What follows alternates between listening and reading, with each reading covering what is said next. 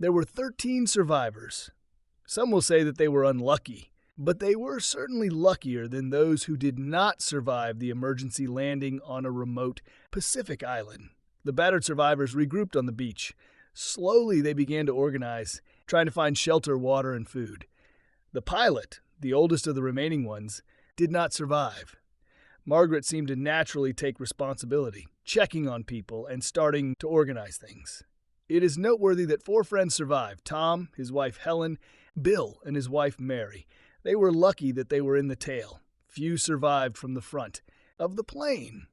They were a middle-class married couple in their 40s, enjoying a vacation together, traveling to the islands of the Pacific Ocean when they booked a cheap charter for sightseeing.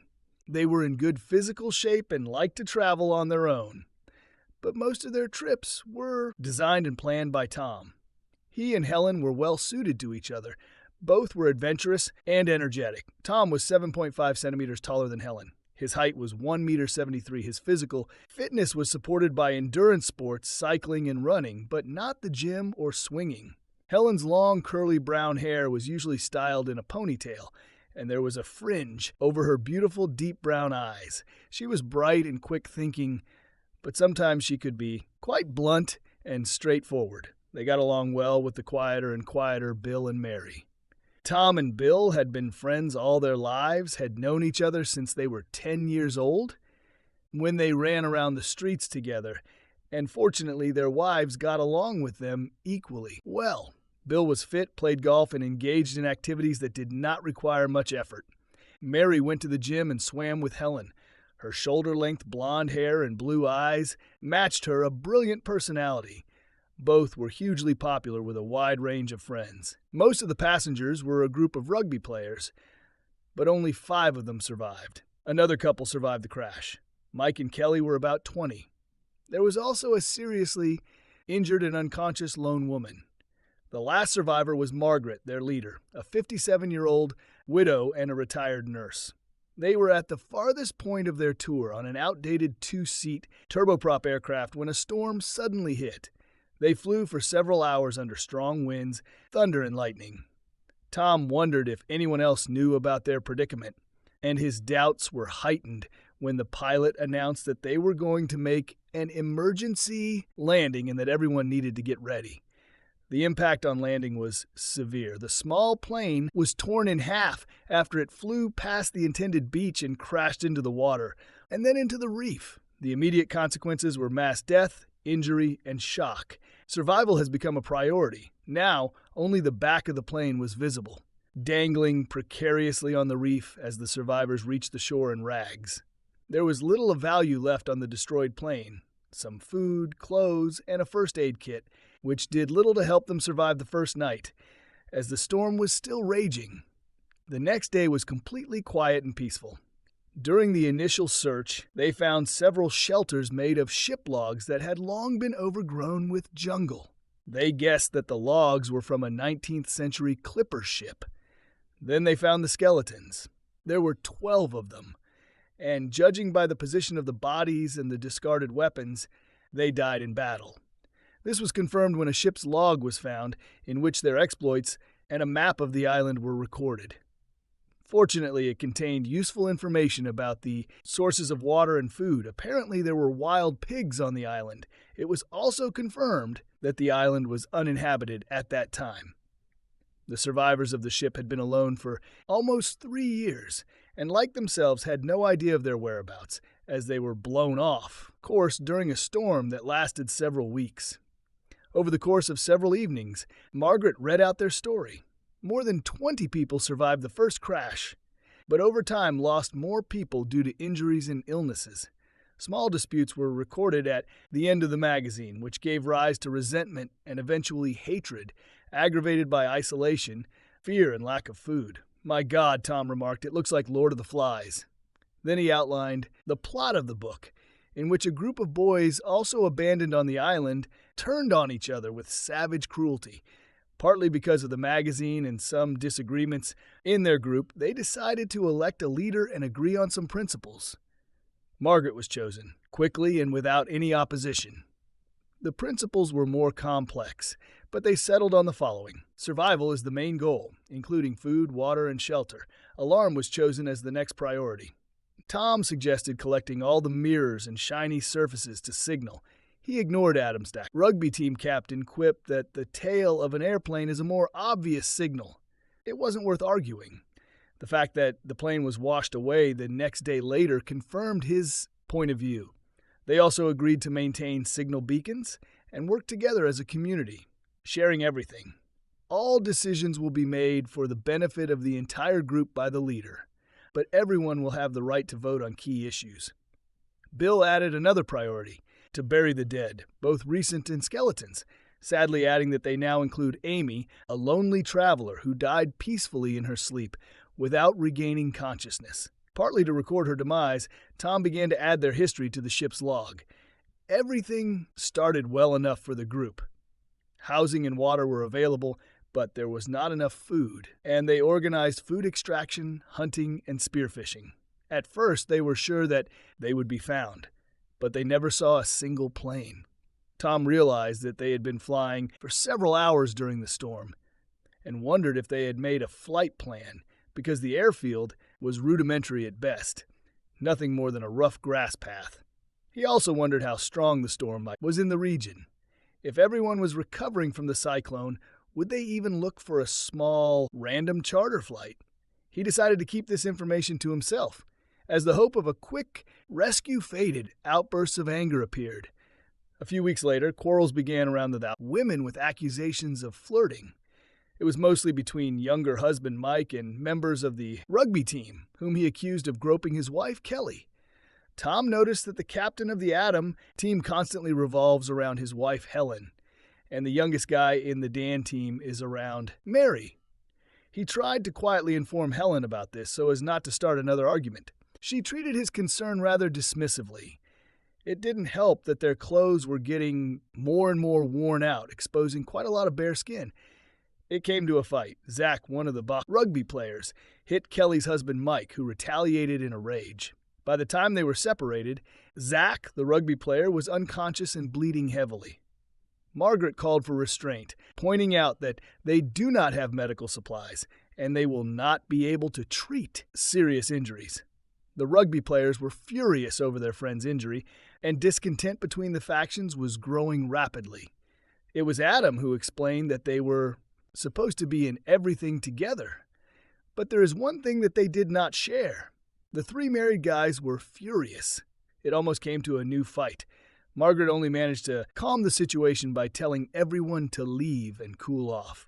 Margaret discussed her problems with each of the wives, subtly asking if any of them wanted to offer comfort to the young guys.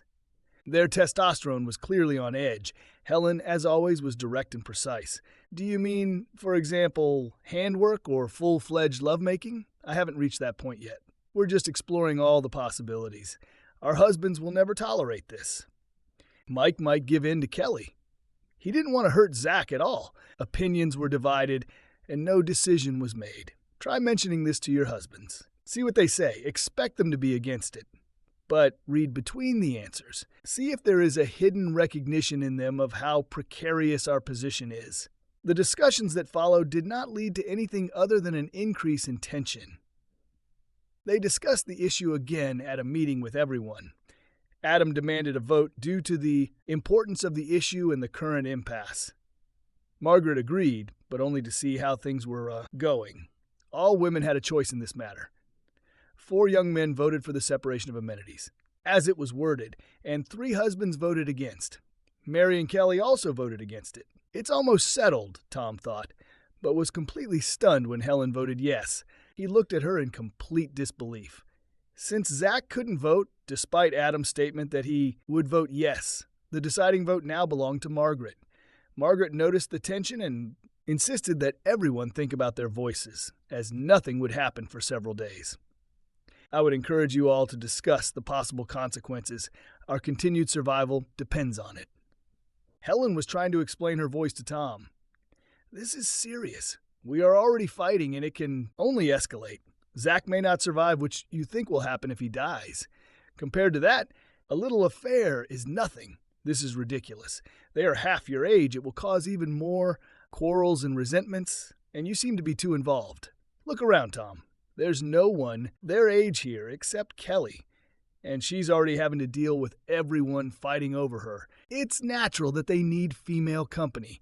At their age, they should be dating, and they haven't been on a date for months. We are abandoned and trying to survive. In this situation, social norms do not apply. Who knows when or even if we get off this island? You can't expect 20-year-olds to suddenly become celibate indefinitely. How convenient for you. We can't expect that. But it seems we can discard the vows we've made to each other. It's a big problem, only if you make it so. It doesn't mean that I think less about you, but you didn't think that I could think less about you, my future unfaithful wife. Of course, I've thought about it, but I know that you understand my reasoning and are strong enough to handle the situation. What happens if Adam demands to take over? You won't be able to fight everyone. We need a way to calm them down. Margaret had a quiet conversation with Kelly and Mary, asking about the consequences depending on how the vote goes. In particular, whether they would agree to make a group decision on an issue that they, as individuals, had every right to reject. This was not a decision she wanted to impose on her wives. A few days later, Margaret appeared in front of the group.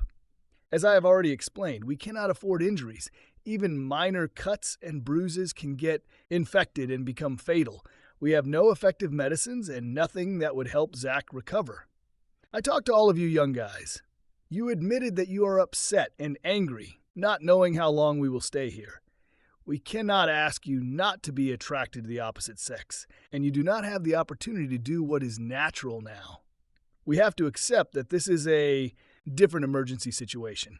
In this environment, the usual expectations and boundaries no longer apply. We have a different type of community where, as we agreed, everything is in common, and we take care of all of us as a group. These were all the same arguments that Helen had given earlier. Tom wondered if they had come together to agree on their script. I am happy to offer myself, but I understand that at 57 I can be unattractive to young men. I think I would have made the same offer if I were younger and in your place. I was quite attractive at the time. She added a final comment, trying to bring some humor to a difficult situation.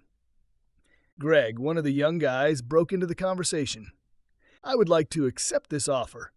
I think you are still very attractive, and I really appreciate that you are willing to do this. It would be an honor for me. Margaret smiled. Thank you, I agree. And if and when Zach gets well, I'll take care of him too. There were an equal number of wives and unmarried men. The mathematics and conclusions were obvious, one at a time. Mary tried to suppress the feeling of panic. Now everything was becoming very real. She said she would support the group's decision, as would Kelly. I order every wife to take a lover. This is my decision as a leader. Don't blame or try to change anyone's mind. We all have to accept this for the good of the group as a whole. This is absolute nonsense, Bill growled. You can't vote for someone to do this or vote for us to just accept it. All the wives have agreed to accept the results of the vote, Bill. Margaret tried to say it kindly, but it didn't help, judging by the devastated look Bill was staring at Mary. Margaret continued, Each wife will draw a straw. The longest straw will choose the lover first. After that, wives will be obliged to take care of their needs in the same way as their husbands. There should be no relationship outside of these agreements. Lovers should treat both wives and husbands with absolute respect, realizing that this can cause severe stress and difficulties. Nothing will happen for a few days until we get used to this idea, and we will keep everything under control. Tom ran away, followed quickly by Bill. Helen and Mary ran after them, trying to convince them that everything was for the best and that everything would work out. The next day, Mary caught Helen looking at young guys. Do you decide which one of them you like? Life on the island seemed mundane to Helen, and she had to admit that she liked looking at young guys. They are all in such good physical shape with developed muscles and tone. The idea of taking care of some of their needs was very attractive. Have you seen Adam? Is he so fit? Mary smiled. Yes, it's hard not to notice. But Steve began to walk around with a boner, not paying attention to others. We need fit young guys to survive. Oh, I do not know. In fact, it's your Tom who works more. Only he can hunt and fish with success. Young guys just pose better. So, what do you think about it? Did you vote against the agreements? I think I don't mind, but this is not what I would have thought about before the accident. But I'm worried about Bill. He doesn't talk much. I think he can handle it if I pay attention to him. Helen wasn't paying much attention as she watched Adam approach. Her mind was busy comparing him to Brad Pitt in the movie Troy. Hi, Helen. I just wanted to ask if this is going to happen. Do you already know who you would choose? Not really. I assumed that you would all want Kelly to choose you. She is 23, and she is beautiful after all. Oh, I do not know about this. You and Mary are very attractive, mature women. I am sure that any of us will be happy if you want to take care of us. I hope you'll consider me as an option. Indeed, I am shocked. Why me?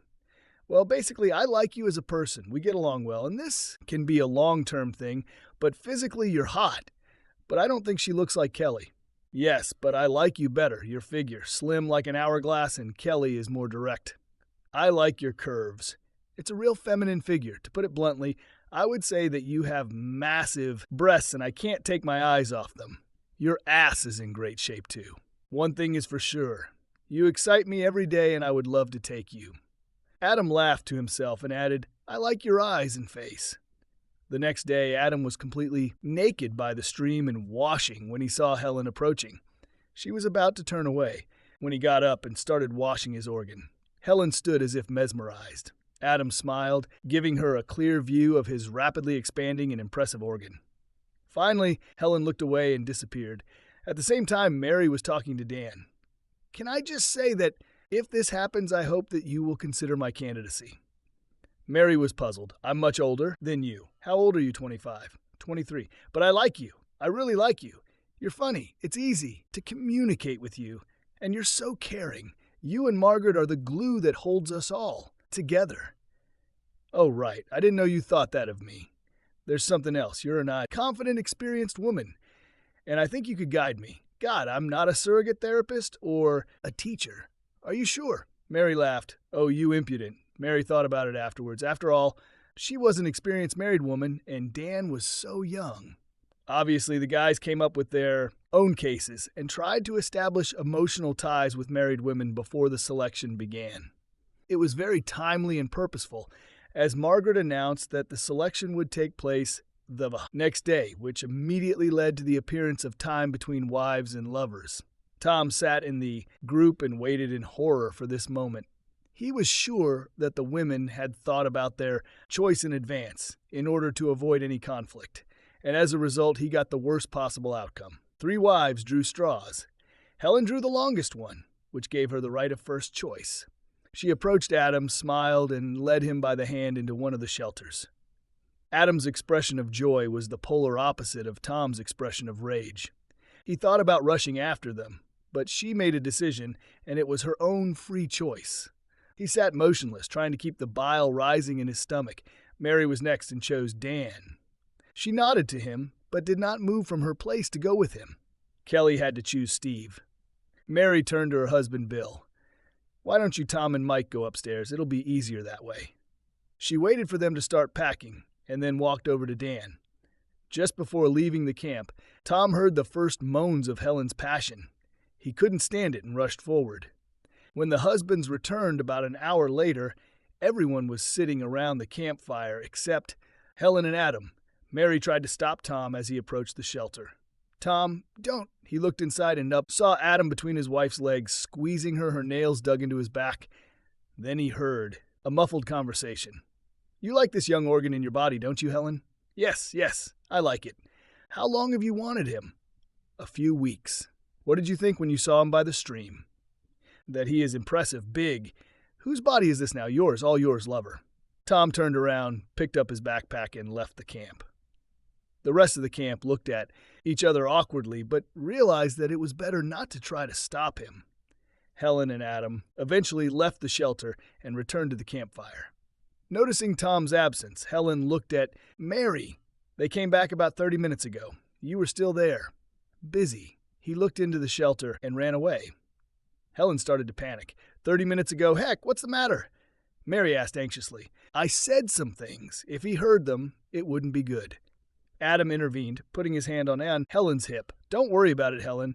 He has to accept the new order of things. And if he's not there, it means we'll have more time. Helen ignored Adam, thinking that it was idiotic of her to get carried away and arrange a third time with him, and even more stupid to enter into conversations about it. The first time was frantic and fast. The second was calmer, but no less exciting. She was amazed when Adam got hard for the third time. He wanted her again, and it seemed that they were making love forever. To be honest, Helen was tired, and talking about love was meant to make him relax. Mary was talking to Bill, trying to calm him down. "How are you doing with all this?" Bill shrugged his shoulders. "Actually, it's pretty shitty. I'm sorry. I never thought it would be so difficult. Dan was fine, if it helps. Respectful and attentive. He knows how hard it is for you. We didn't make love. I just offered him a little release." Bill looked at her blankly. "We kissed and I did his handiwork. We thought it would be easier to wait until you went hunting." I guess at least you're not as obviously impatient as Helen. Maybe it's easier to just announce that we are no longer married and not together." "What? No, don't ever say that. I love you more than anything in the world." "Nothing will change that. It's just going to help us survive. If the band breaks up, we'll become like those skeletons turning on each other." "Don't be so sure that your decisions won't lead to this, Mary. This accumulated anger works both ways. Tom didn't come back that night. Despite what the young guys thought, Tom was more competent than any of them, but his current mental state could be guessed. Despite her anxiety, Helen allowed Adam to go to bed with her again that night. He really had a great organ, and his toned body was simply irresistible. Mary spent the night with her husband Bill and tried to warn her friend to focus on her husband. When Tom did not return the next morning, they decided to send search parties. Tom hunted for 2 days, and for the first time did not return to the camp with the results, but enjoyed the sweet taste of a wild pig alone. He heard the search parties and easily bypassed them returning to the main camp. Unfortunately, Helen was waiting for him there alone. When she saw him, she lowered her eyes. He ignored her and sat down by the fire. She asked if they could talk. Tom thought that sooner or later it would have to happen. "I'm sorry about what I did to Adam. It was more sharply than I wanted." "What a sincere apology," Tom grinned. "Then we got carried away. I didn't want you to see or hear this." "No, I think you wanted to save your married body for your big young organ, which you have been seeking for several weeks and which now owns you." Helen closed her eyes, hearing the echo of her own words. "Come on, Tom. Grow up. You know that this is all talk, part of increasing someone's desire and arousal. It's all nonsense, and his ego needs to be fueled. You know what, Helen? I don't believe a word you say anymore. Look at me, Tom. I'm over 40 now. In the real world, I wouldn't have had that chance. But what if it was Jennifer Lawrence or Scarlett Johansson dumped here and they needed a sexual release? Would you really say no? Or satisfy them secretly, which would be even worse? Maybe you don't know me as well as you think you do. But let's say you're right, and I couldn't resist. I wouldn't stick it in your face. You barely waited until you had the first choice. Spread your legs for that cute bastard and dumped me. I didn't leave you, but I admit that I got carried away. I'm sorry. Why is he's such a jerk? He's an arrogant freak and pretty useless in terms of helping us survive. He can't do a damn thing. Making love to him is not for the sake of survival, but because you wanted to satisfy him. You obviously don't regret doing it. You just regret looking too involved." "Well, yes, there's probably something in that. I'm not going to choose the smallest and most unattractive guy to amuse your ego. I like Adam, and you're going to have to accept that and admit that there's a different reality here. So what? There's not even an apology. Do I just have to put up with it? I think then I know where I am." Eventually, the others returned to the camp. Margaret talked to everyone, trying to forestall the inevitable discontent and anger. She thought that if they could get through the next few days, then everything would calm down. She was furious with Adam and Helen. Their actions had jeopardized the whole plan. Now Tom was a problem. He was sitting a little apart from the group, and only Bill seemed to be able to get him to talk. Margaret announced that they needed to agree on some rules to relieve the tension caused by the comfort arrangements. She continued, "Wives have indicated that they make love at home once or twice a week, so they will have enough time to comfort their partners without compromising their husband's usual lifestyle. So we get 2 days, and they get 5. You can get out right away."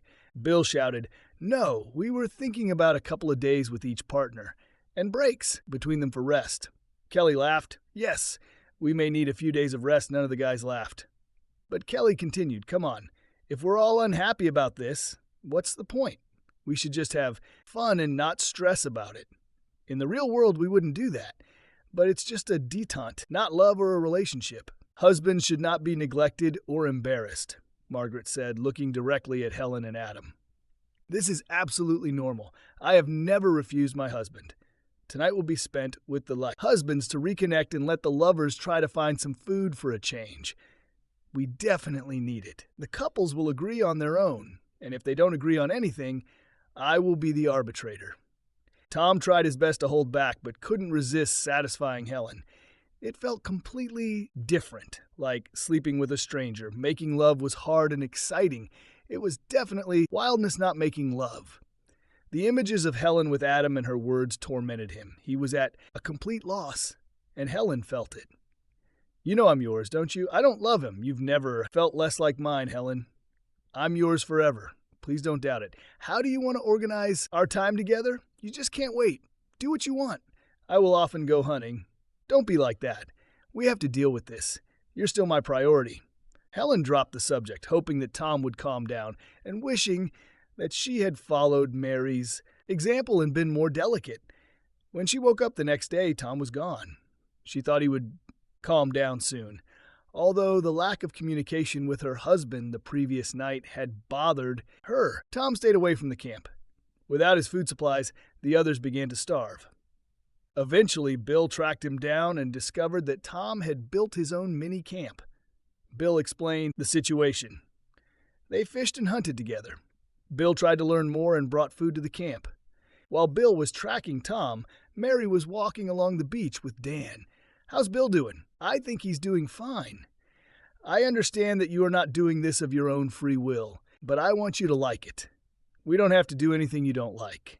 Mary smiled at Dan. "You're just lovely." She turned and kissed him. It was a hot, sultry kiss, exploring each other completely. His reaction was quite obvious, and Mary felt a sudden excitement. Then she led him back to the shelter. If Dan expected to see a timid and shy wife, he was mistaken. Mary unbuttoned her blouse, exposing her large breasts. "I saw you looking at them. Would you like to take a closer look at them?" When Dan stepped forward, Mary pushed her breasts up to his face. Mary decided that if she was doing this, she wasn't going to hold back. She was sexually obsessed. After giving Dan a good look at what he wanted, she pushed him away and knelt down, immediately pulling off his shorts and exposing an impressive organ that was already hard. Wasting no time, she began to take it vigorously. Dan was already trying his best not to stop. Mary noticed this and pulled away from his organ to say, "Don't worry if you need to stop. I know it's been a long time." Dan couldn't stand it and stopped. Mary swallowed it all. She didn't usually do that for Bill, but she was so excited that it seemed natural. She really liked doing it for the handsome young man standing in front of her. Dan began to apologize for the premature ending. "No need, honey. We have the whole day ahead of us." Dan's head was between her legs in the blink of an eye, greedily caressing her. Mary thought he was enthusiastic, although not as skilled as Bill. As soon as this thought flashed, Dan's tongue aimed. The sensations immediately changed. She clung to his head and screamed. Her orgasm came quickly. "Jesus, Dan, yes." As soon as the wave washed over her body, she felt desire. "I need your organ in me, Dan. Take me." And they made passionate love. After that, every time Bill went hunting, Mary and Dan spent time together, making love like rabbits. Tom turned to Bill. "How do you deal with it, seeing Mary with another guy?" Bill shrugged his shoulders. "I just try not to pay attention to it. It's easier to cope if you just forget about what might be going on between them. And I don't seem to be able to handle it at all. Mary is easier than Helen. At least she seems restrained and constantly checks on how I'm doing, and our time together seems to be the same." Tom's time apart from the group allowed him to explore the island. He made a difficult climb to the highest point and was able to make out another distant island, as well as a spot on the horizon that could just be another island. This made him wonder if their island was part of the archipelago chain. While checking another bay for a potential place for fish traps, he saw this: an old hollowed-out canoe made of a tree trunk washed up to the tide line. He pulled it out and examined it. It was almost intact, but it was sitting low in the water. Over the next few days, he managed to fix it and make a rough paddle. He rowed it to the main camp, thinking it was surprisingly sturdy. The others were surprised to see him and delighted, deciding that the canoe would increase their chances of catching more fish. Tom and Bill set to work to make better oars using oars from an old wreck. After finishing their work, they tried to fish, each time going further away. For greater stability, they added outdoor floats and practiced stowing water, food, and spare oars by attaching them to the canoe with twine made of leaves. Even though Tom returned to the main camp, he continued to ignore Helen. It has been 3 weeks since the preparations for comfort began. Helen tried to talk to Tom again. "I miss you very much, Tom. Please stay with me at the camp. I only took Adam for 2 nights, even though you weren't here." "What do you want, a fucking medal?" Others accepted it. Why can't you? You know that Kelly, Michael, and Steve feel comfortable as a threesome, constantly sharing a shelter. And Bill has adjusted to Mary looking out for Dan. Can't! You find a way? No, I can't. You got your wish. I didn't want this. I'm so lonely without you. Adam is a bit of an asshole, to be honest. Please take me back. I'm sorry. I really liked him, and I got carried away. I didn't want to seem so impatient or neglect you. I just wanted to get it over with. Come on, Helen. You were more than passionate, and you were hardly in a hurry to get it over with. Okay, I meant that I wanted to sort everything out and fix it. I still want us to be together. I hate the thought of you being all alone. Please let me keep an eye on you. The whole idea was to avoid any conflict. You got what you wanted, and you barely thought about me. Treated me like shit. Actually, you can't do that to someone you claim to love. But I love you. I thought you'd be okay. You're stronger than any of us. I think you're right about like that at least. Tom explained to Bill and Margaret his idea. He would use a canoe to try to get to the next island, and from there see if there was a second one. If this is an archipelago, then there may be more islands, and he will be able to jump over them, perhaps crossing the sea. Routes and having a chance to escape. They both thought he was crazy, but he and Bill got to work, preparing. News of his plan quickly became public knowledge. Helen came up to Tom as he was loading a barrel of water onto a canoe. "Please tell me it's not because of what I did?" Tears were streaming down her face. "This is suicide. Don't go away. I'll stop everything with Adam. I have to try. This place is driving me crazy, and not just me." Tom was surprised at how little he valued Helen's opinion now. Once he would have done anything not to upset her. But not now. Tom asked Bill to stay and look after their wives. "I think they have other men who are ready to do it." "Maybe, but you and Mary still have something, and this one-person thing has a lower draft. I have a better chance alone. There are enough supplies for longer." Bill couldn't argue with logic, but he also understood that his friend was protecting him. This attempt was almost suicidal. The farewell was emotional. Everyone was there, even Adam, although he kept his distance. He was hugged and wished good luck. Tom was even able to hug a sobbing Helen. Watching Tom slowly disappear, Adam thought it was a win. Win. Either they would be saved or he would have Helen forever. And he was looking forward to their first night together. That thought was quickly dispelled when he approached her. "Fuck off. We might as well have killed him. He's a better man than you'll ever be, and I threw him away." Margaret overheard the comment and thought it was a pretty accurate assessment. She regretted her involvement in the whole sad story and the loss of her best hunter and breadwinner. Paddling was incredibly difficult, especially with the currents and winds pushing him from the east. He was pleased that he had done so much training and had built up his muscles. At times, he saw several shark fins and quickly pulled out baited hooks. It took Tom 2 days to get to the island he saw from the top of the mountain. He waited out the bad weather, found some fresh water, and tried to use the high ground to determine his destination, and was discouraged. There was absolutely nothing in sight. Perhaps the second island was just a cloud. He could have gone back. The decision was reasonable. He almost had enough supplies, or he could have sailed on. Thinking about the survivors on the old ship helped him make a decision: swim on. He decided to sail east again, hoping that any archipelago would continue in roughly the same direction if there are other islands there. After 3 days of rowing, very little sleep and dizziness from dehydration, he spotted another island and landed next to a deep ravine in the jungle in the hope of finding fresh water. The landing was difficult due to the reef surf, but he coped and, to his delight, found a fresh water stream from which he drank, greedily. When he woke up next to the stream, he wasn't sure if he had lost consciousness or just fallen asleep. He rested and drank often, ridiculously pleased that he could urinate again. Slightly refreshed but left with almost no food, he made a decision again. Sail east and hope for the best or return. He didn't think he had enough food to return. He set off again, quickly losing count of the hours and then the days. The food was long gone. The water ran out on the 4th day. The sea was endless. Water, everywhere, and not a drop of water to drink. There has never been a more appropriate occasion. He could no longer row from exhaustion and let the canoe drift. In a brief burst of consciousness, he vaguely thought that everything was hopeless, but at least he made a good attempt. Then on the 5th day, he saw her. The boat remembered the mirror in his backpack, was able to pull it free, and used it to reflect sunlight and try to signal the ship, not a boat, but a ship. And as he approached, he laughed inwardly. Fuck you, Adam, the mirror worked after all. Tom didn't remember much of what happened next, just some memories of the ship and mentions of others. He was taken off the ship by a military helicopter and taken to the hospital, by which time he was hallucinating and severely dehydrated.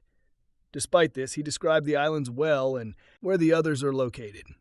The next few weeks passed in a blur. Hospitals, treatment, questions from the authorities and insurance companies. Tom had an emotional reunion with Helen, and then with the whole group. They repeatedly thanked him for their survival. Margaret informed Tom that just before the rescue, the group had agreed that the comfortable conditions did not need to be mentioned or reported to anyone else. Bill did not forget to get an old ship's log and gave it to Tom as a keepsake and in gratitude for the fact that his old friend saved him. A media circus has erupted around their story. Suddenly, there were requests for all kinds of interviews on television, articles and magazines and publications in the press. Tom and Bill tried to avoid this. The rest of the group, including their wives, were not so restrained. Ghostwriters were already working on a book and a film adaptation in one of the book publishers, and a whole support team began to give interviews and write TV series about their stay on the island. Tom and Bill began to resent some of the content, and several memoirs claimed credit for what they did not do. Since Tom and Bill provided little information, it was easier for publishers to present Adam as the heroic leader who saved the group. Tom and Bill sat together thinking about their marriages. Bill stated that Mary repeatedly apologized for going to the island with Dan and asked if they could leave everything there, saying that the circumstances were so complicated that it had nothing to do with their normal life together. Bill was trying his best to do just that. No doubt she was trying her best to shield him from her actions, and he hoped that they would return to normal life. Tom nodded, saying that Helen had said about the same thing, but they were still distant from each other. There was an emotional void, and they hardly spoke. Helen tried to reconcile with Tom again, saying that he should be famous as the hero who saved them all and not sit in the shadows in the background. I'd rather focus on saving our marriage, but you seem more concerned about this whole media circus. We can make a lot of money at this circus, and I want to be proud of my husband who saved us, and for us to be together as a couple, like everyone else. I didn't do anything to be ashamed of. I don't understand why I'm an outcast. At least I was honest in my desires. Not like Mary. What is Mary? Nothing. Well, she was hardly innocent. She and Margaret started giving gifts to guys long before they agreed on comfort. That's how it all started. And yet she came out of it like a saint. Her marriage remained intact. Tom was shocked and faced a dilemma. Should he tell Bill? Helen could lie or exaggerate to make herself look good. The book's release was approaching. Even Tom couldn't avoid an event that would mark the signing of a filmmaking agreement. The TV special was supposed to include interviews with them all. Tom and Bill were dressed in suits that they could no longer get used to wearing. Their wives, however, looked simply amazing. The weight loss and deep natural tan gained during their stay on the island accentuated the elegant evening dresses. Helen hugged Mary as soon as they saw each other. They immediately talked about the state of their marriages. They saw Adam, Greg, and Steve at the far end of the room. Zach remained in the long-term rehabilitation unit. God, just look at them. They look like a walking wet dream, all washed and cleaned. You miss Dan? Well, you know, by making love. Mary stopped, looked around before whispering. To be honest, yes, he was young, energetic, and handsome. To be honest, making love was a revelation, and I miss him, but everything is still not smooth with Bill. Helen replied, We are far beyond the limits of delicacy. Tom is just icy. I can't get through to him. Give him time. It's hard for them to come to terms with this.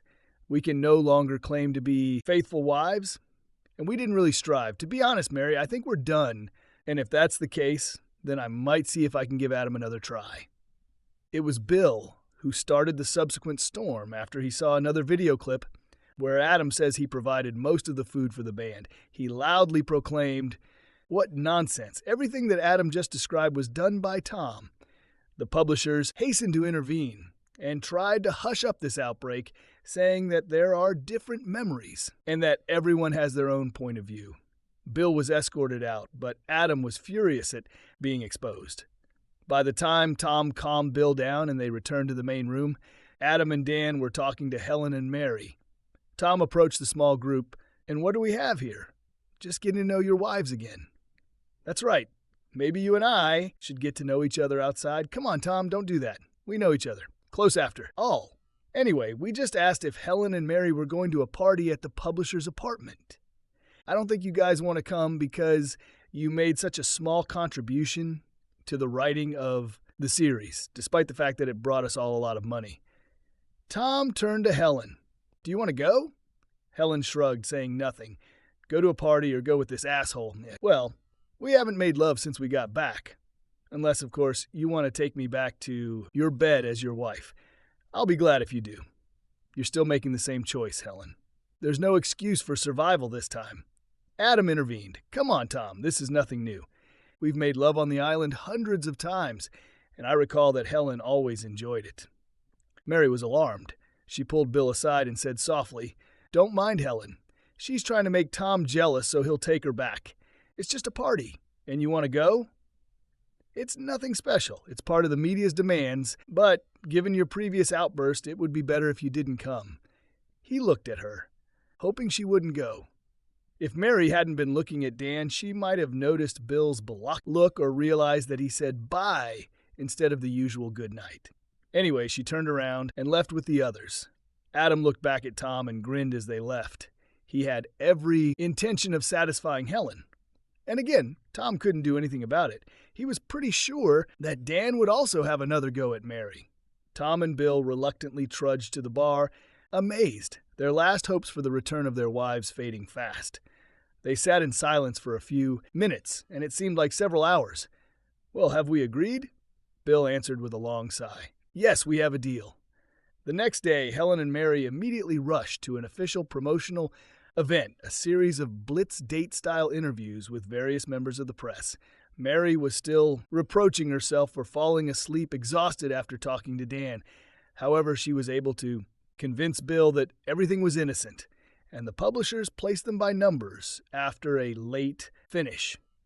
Helen and Mary's first interview with a national television channel began with a presentation and a few warm-up questions. So, Mary, what is the secret of your survival? Well, I would say that in difficult times we worked together, we took care of each other. That was our guiding principle. Were there any conflict zones, Helen? There must have been some tension when survival was at stake. There were some, but we overcame them and focused on the important things. And how were things after you returned home? To be honest, it was difficult to adapt. I think we're still recovering from what happened to us. There was news in the morning papers that you really cared about some guys more than others. What do you mean? Your husbands have just published excerpts from their own memoirs about the island. They say that the women on the island were pretty compliant. What, Tom? He couldn't. Do you know who the father of Kelly's baby is? What? Oh my God, is Kelly pregnant? And how are Adam and Dan doing, Mary? We understand that you were with them last night. At this point, the bedlam began. Mary ran away crying as more and more press gathered to ask questions. The publisher struggled to save the two women. When Bill reluctantly agreed with Tom, he said, "I never thought Mary would leave with them again. Thank you for telling me about what she was doing on the island." Margaret also admitted the truth when I cornered her. It gave them the go-ahead. The old ship's log, which Tom kept, described in detail all the events on the island. Upon returning home, he handed it to his friend, who worked at the Sunday newspaper. His friend worked with Tom and Bill on drafts of articles and writing a major series. The newspaper couldn't wait to release the article, especially since it completely undermined the official version of a major publisher. But they needed Tom or Bill's confirmation. They were worried that Tom would refuse to participate, but agreed that procrastination would make the story more significant. They could take advantage of the official sales launch advertisement and use it to boost sales with a juicy sensation. Serial publications and inserts could cost a fortune. Tom held back, worried about Mary and Bill. But everything changed. Mary's decision to go to the party crossed out all their destinies. The true story was revealed as soon as possible. The press speculated about what happened, and it became known as Love Island. The wives were put to shame when Helen and Mary read the newspapers. They exclaimed, "My God, this is worse than I thought. It makes us look like complete women of easy virtue." Adam, Dan, and Steve fared no better, having satisfied the wife of the guy who saved your life and appropriated his merits. They were disgraced and ostracized. Finally, Tom and Bill agreed to meet with their wives on the condition that they signed the divorce papers that the lawyers were working on. "Why did you do this to us, Tom? What did you tell the truth? You said you had nothing to be ashamed of, and you didn't do anything wrong. So I shared that feeling, just like you announced. Your little vote on the island. Jesus, Tom, you've ruined us, Mary and me and everyone else. I think I've given you about as much attention as you've given me on this fucking island. I have no sympathy for any of the women or guys who have satisfied you, while at the same time living off our hard work. Bill and Mike were the only ones I was worried about, and they agreed with Mike. What does he have to do with all this? It turns out that Kelly planned to run away with Steve if he turns out to be the father of her child. You're all worth each other. I didn't think that we had offended you so much. Rather, you didn't care. Anyway, I have to thank for what? You gave me the incentive to hit the road and escape. Otherwise, we'd all be there. Let some of us have more fun than others." Mary broke off, turning to Bill. "I was trying to be careful and protect you, Bill. It was about survival. Do we have any chance? No. The fact that you gave the work with your hands was a revelation. Then you did it the same way as Helen, but behind my back. At least she was honest about that. And that night at the reunion showed your true self. Don't bother denying it." Mary lowered her eyes, blushing. "I don't like him." "No, I believe not. But you couldn't wait for that little bastard to get between your legs again, could you? If you don't love him, it's even worse. It means that you left us for satisfaction. I hope he was worth it." Mary began to sob. Of course he wasn't worth it. I became greedy and stupid. I want us to live together, to do everything that we planned. I'm begging you to bring me back, Bill. I'll do whatever you want. I want the wife I had before that trip, but you can't offer it anymore. She's gone. So now I want you, the cheating wife, to leave me alone forever. This comment caused Mary to cry hysterically. Helen was made of more durable material. She refused to cry, but she couldn't hold her head. Tom finished the meeting. "Goodbye, Helen, and please don't stay in touch." For the survivors, money became a problem. The official book had to be withdrawn because it was so discredited, and all offers were withdrawn. Publishers have also filed damages claims to recover their expenses. Accident insurance payments helped them stay afloat. Tom and Bill had no such problems as their memoirs became best sellers. They have postponed negotiations on further deals until their divorces are settled. Reputation was another matter. The couple were shunned in their hometown. Mary's conservative family completely disowned her. She moved, but she was harassed by the press at every turn. Helen tried to bluff, answering in the press that she had done nothing wrong. We survived. Without these actions, we would have fought and worked against each other. People should not comment until they find themselves in a life and death situation. Her answer actually won her a few supporters. She was notorious and became a popular target for young Lovelaces, although no one would risk the real relationship she craved with her. She just couldn't be trusted. Tom and Bill remained best friends and continued their wanderings. Wealth made life easier, and there were more adventures because now none of them needed to work. In addition, while traveling, they met women. None of them was in a hurry to settle down, and both were a little shy. But they were full of optimism that this would happen in due time. But for now, it was a lot of fun to practice.